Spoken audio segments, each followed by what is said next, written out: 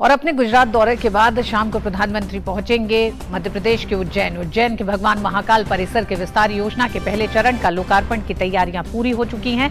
प्रधानमंत्री मोदी आज शाम को महाकाल परिसर में महाकाल की पूजा अर्चना के बाद महाकाल लोक राष्ट्र को समर्पित करेंगे।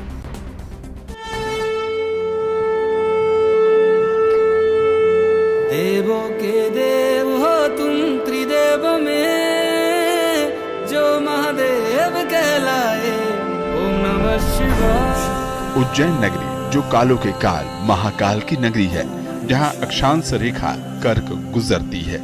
यही है शिव का अद्भुत, अकल्पनीय और अलौकिक संसार। 4 साल के अथक प्रयास के बाद अब महाकाल लोक की दिव्यता, भव्यता और आध्यात्मिकता से श्रद्धालु परिचित हो पाएंगे। इस लोक को लगभग 850 करोड़ रुपए की लागत से 2 चरणों में विकसित किया जा रहा है।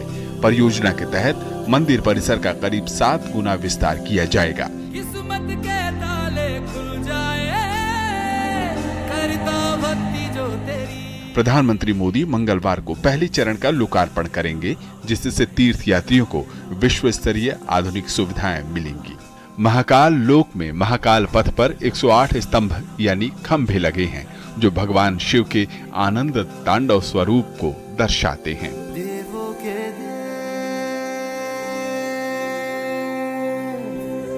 पहले जब महाकाल के दर्शन को जब आप आते थे तो लोगों को तंग गलियों से होकर के गुजरना पड़ता था, लेकिन आज ये विशाल नंदी द्वार दर्शनार्थियों के स्वागत में अपनी बाहें पसारे खड़ा है, जहां एक साथ 20,000 लोग इस मंदिर परिसर में प्रवेश कर सकते हैं। 1 लाख से ज्यादा लोग हर घंटे महाकाल के दर्शन कर सकते हैं। महाकाल पथ के किनारे भगवान शिव के जीवन को दर्शाने वाली कई धार्मिक मूर्तियां स्थापित की गई हैं। 2.5 एकड़ में फैला प्लाजा क्षेत्र कमल के तालाब से घिरा हुआ है और इसमें फव्वारे के साथ शिव की मूर्ति भी स्थापित की गई है। इस नवनिर्मित महाकाल लोक में आर्टिफिशियल इंटेलिजेंस और सर्विलांस कैमरों की मदद से integrated command and control centre द्वारा इस पूरे परिसर की 24 घंटे निगरानी की जाएगी, जो सुरक्षा के लिहाज से काफी अहम है। महाकाल लोक के पूरा होने से तीर्थयात्रियों की संख्या दोगुनी होने की उम्मीद है। साथ ही राज्य में पर्यटन को बढ़ावा भी मिलेगा और रोजगार के नए अवसर भी पैदा होंगे। प्रधानमंत्री नरेंद्र मोदी लगातार देश की जो सांस्कृतिक विरासत है उनका संवर्धन, संरक्षण कर रहे हैं और उनके प्रयासों से इन नगरों में जो धार्मिक पर्यटन है लगातार बढ़ा है। लेकिन इसका सबसे बड़ा फायदा अगर किसी को मिल रहा है तो यहाँ के व्यवसायियों को मिल रहा है, यहाँ के बिजनेस को मिल रहा है और इसके जरिए स्थानीय लोगों को रोजगार भी मिल रहा है।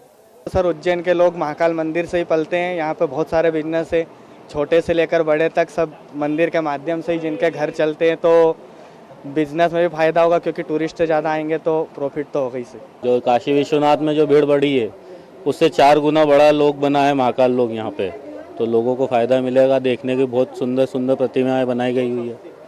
उज्जैन के माध्यम से पूरे देश में और पूरे विश्व में जो इसकी छवि एक बनेगी, उससे पर्यटन काफ़ी बढ़ेगा और पर्यटन के बढ़ने से व्यापार में काफ़ी वृद्धि होगी और यहाँ का जो जनसाधारण है वो रोजगार से जुड़ेगा। देवों के देव ओ महादेव, तेरा नाम सदा लिया जाएगा तुझसे। देश में 12 ज्योतिर्लिंग मौजूद हैं, जिनमें से उज्जैन स्थित महाकाल भी एक है। प्रधानमंत्री मोदी के नेतृत्व में पहले केदारनाथ धाम की पौराणिकता के साथ भव्यता को पुनर्विकसित किया गया। उसके बाद वाराणसी स्थित काशी विश्वनाथ धाम के दिव्य स्वरूप को भी प्रधानमंत्री ने ही राष्ट्र को समर्पित किया था और अब महाकाल लोक को भी प्रधानमंत्री मोदी ही श्रद्धालुओं को समर्पित करेंगे। एक ओर जहां प्रधानमंत्री का जोर नए भारत के निर्माण के लिए आधुनिकता और तकनीक पर रहता है, तो वहीं दूसरी ओर सांस्कृतिक विरासत और परंपराओं की समृद्धि पर भी उनका जोर रहता है। उज्जैन से सुधाकर दास, अजय मिश्र के साथ ब्यूरो रिपोर्ट, डीडी न्यूज। और प्रधानमंत्री आज उज्जैन के महाकाल परिसर में महाकाल की पूजा अर्चना के बाद महाकाल लोक राष्ट्र को समर्पित करेंगे। भगवान महाकाल परिसर के विस्तार योजना के पहले चरण का लोकार्पण की तैयारियां पूरी हो चुकी हैं। इस विस्तारित चरण का जायजा लिया हमारे संवाददाता अजय मिश्र ने। 3.5 सालों से लगातार 750 से ज्यादा मजदूर दिन रात एक ही मिशन पर लगे हुए हैं। वो मिशन है इस पूरे महाकाल कॉरिडोर को विस्तार देने का। और नतीजा ये कि जब दिन रात मेहनत हुई बिना कोरोना की परवाह किए, तो ये विशाल नंदी द्वार आपके स्वागत में खड़ा है, जहां एक साथ 20,000 लोग इस महाकाल लोक में प्रवेश कर सकते हैं। एक साथ 1 लाख से ज्यादा लोग महाकाल के दर्शन कर सकते हैं। स्वागत कीजिए इस नए महाकाल लोक का, जिसका लोकार्पण प्रधानमंत्री नरेंद्र मोदी 11 अक्टूबर को करने वाले हैं। और ये अद्भुत नमूना है कला का, संगम का और विज्ञान का। महाकाल लोक का एक बहुत ही विलक्षण स्थान आप मेरे पीछे देख रहे हैं, जहां पर भगवान शिव के लोक से जुड़ी वो तमाम वस्तुएं, वो तमाम मंत्र यहाँ पर दर्शाए गए हैं। सबसे ऊपर अगर आप देखें तो पंचमुखी भगवान शिव की मूर्ति आपको दिखाई देती है। उसके नीचे भगवान नटराज की विभिन्न मुद्राएं दिखाई देती हैं।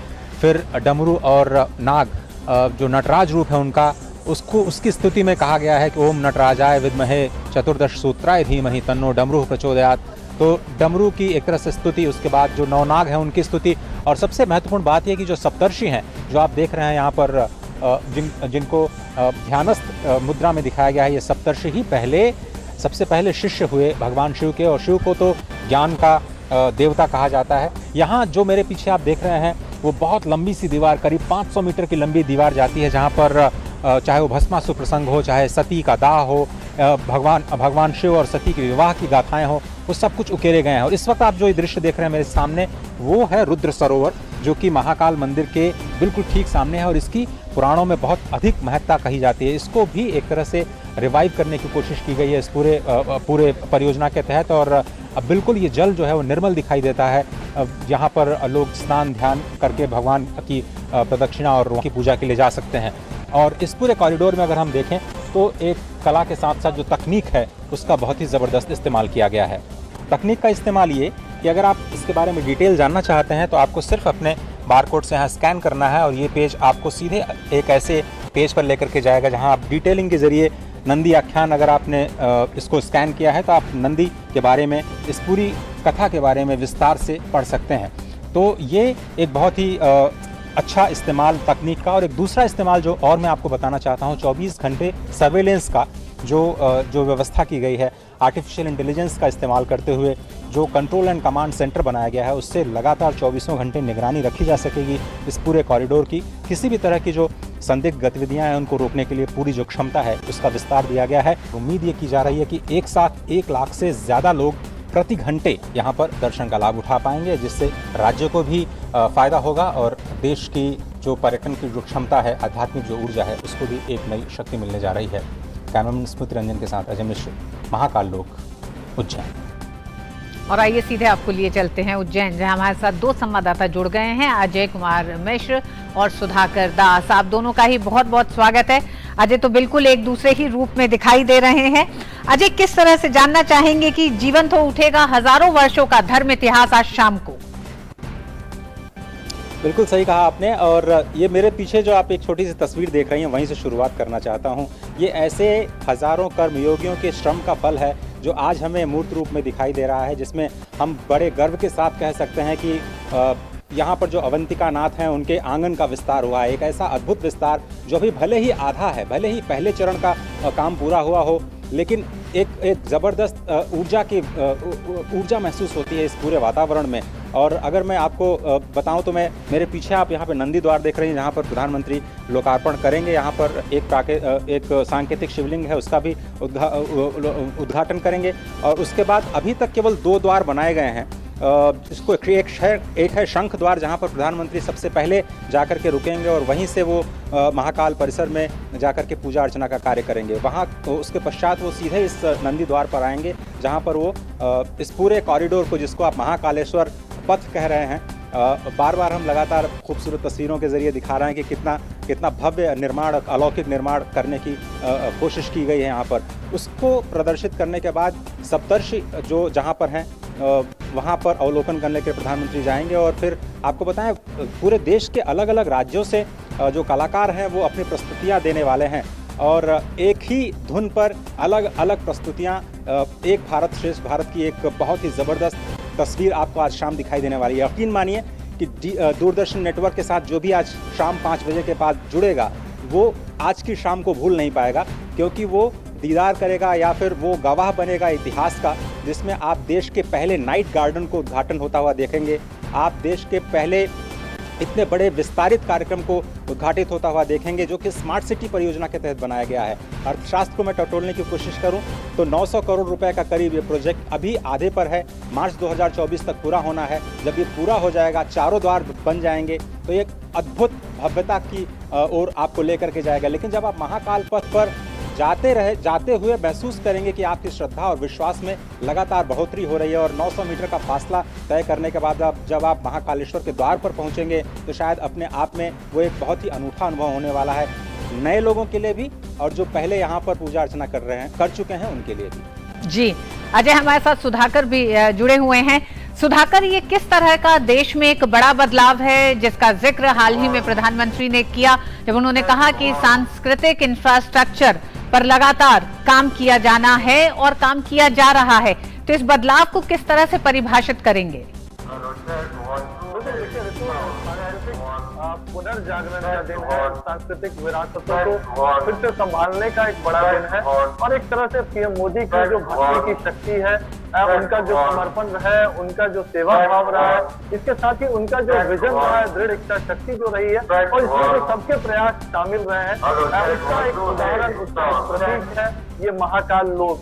और निश्चित तौर पर एक तरह से इसके जरिए जो एक नया भारत, जिसमें नए भारत में जिसमें जो गुलामी की प्रतीकों को छोड़कर आगे बढ़ रहा है, जो एक तरह से अपनी विरासतों को थामे हुए भी आधुनिकता के साथ, विज्ञान के साथ आगे बढ़ने की गुंजाइश देखता है, उस रूप में इसको देखा जा सकता है। प्रधानमंत्री मोदी के अगर शब्दों में कहे तो जो तमाम जो चाहे सोमनाथ की बात कर ले, केदारनाथ की बात कर ले, विश्वनाथ धाम की बात कर ले, आज बाबा महाकाल की नगरी उज्जैन में ये जो कुछ हम देख रहे हैं, ये एक उनकी जो सोच है, इसके जरिए जो सांस्कृतिक हमारी विरासत है उसका संरक्षण संवर्धन तो होगा ही, लोगों को आध्यात्मिकता से जोड़ा जा सकेगा, लेकिन साथ ही साथ इसके जरिए जो धार्मिक पर्यटन का विकास होगा, क्योंकि वो मानते हैं कि कई देशों की अर्थव्यवस्था सिर्फ पर्यटन से चलती है और भारत के हर राज्य में, हर इलाके में, हर हिस्से में इस तरह की संभावना है। और बीते 7-8 वर्षों को आप देखें तो किस तरह से उन्होंने धार्मिक पर्यटन को जो पुराने प्राचीन शहर है उनको आधुनिक बनाने के लिए, एक तरह से वहां रोजगार व्यवसाय को बढ़ाने के लिए इसका इस्तेमाल किया, तो उस रूप में भी आज एक बहुत बड़ा दिन देश के लिए। जी बिल्कुल सुधाकर। अजय, हमने देखा बाबा विश्वनाथ कॉरिडोर, महाकाल लोक का लोकार्पण आज प्रधानमंत्री करेंगे। क्या आपको लगता है न सिर्फ पर्यटकों के लिए बल्कि भारत में रहने वाले लोगों के लिए, देशवासियों के लिए, साथ ही साथ इंडियन डायस्पोरा जो बाहर है उनके लिए भी अपनी सनातन की जड़ों को, उस सनातन धर्म के साथ जुड़ने का भी एक तरह से उस इतिहास को टटोलने का, उस इतिहास के साथ उस जुड़ाव को महसूस करने का भी ये एक बहुत बड़ा मौका होगा अब से लेकर अनंत काल तक?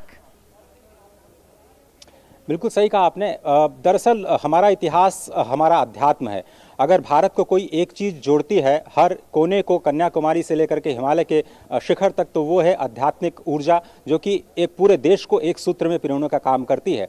तो जिस तरह से शंकराचार्य ने पूरे देश को आध्यात्मिक सूत्र में पिरोने का कार्य किया, उसी तरह से समय समय पर ये जो विस्तार दिया जाता रहा है सांस्कृतिक केंद्रों का, जो आध्यात्मिक केंद्र हैं उनका, क्योंकि एक भारत को एक आध्यात्मिक शक्ति के रूप में पूरी विश्व में देखा जाता है, विश्व गुरु के रूप में हमारी पहचान है। भले ही समय के साथ थोड़ी सी विसंगतियां जरूर आई हों, लेकिन वापस अपनी जड़ों पर लौटना यही हमारा कर्तव्य और यही कोशिश इस वक्त प्रतीकों के माध्यम से, सुविधाओं के माध्यम से, जो लोग तंग गलियों की वजह से आध्यात्मिक केंद्रों पर जाना पसंद नहीं करते थे, जो गंदगी की वजह से महाकाल के या फिर केदारनाथ या फिर बाबा विश्वनाथ के दर्शन करने के लिए जाने के लिए थोड़ा सा अपने मन में एक हिचक होती थी उनको, जब थोड़ी सी सुविधाएं पर्यटक को मिलती हैं, थोड़ा सा उसको चलना पड़ता है, फिर भी उसको एक बैठने की जगह मिलती है, साफ़ सुथरी चीज़ें मिलती हैं, पीने का पानी और कूड़ा फेंकने की एक निश्चित स्थान मिलता है आपको, एक समय सीमा में आपको लगता है कि आपको ये चीज़ें प्राप्त हो जाएंगी।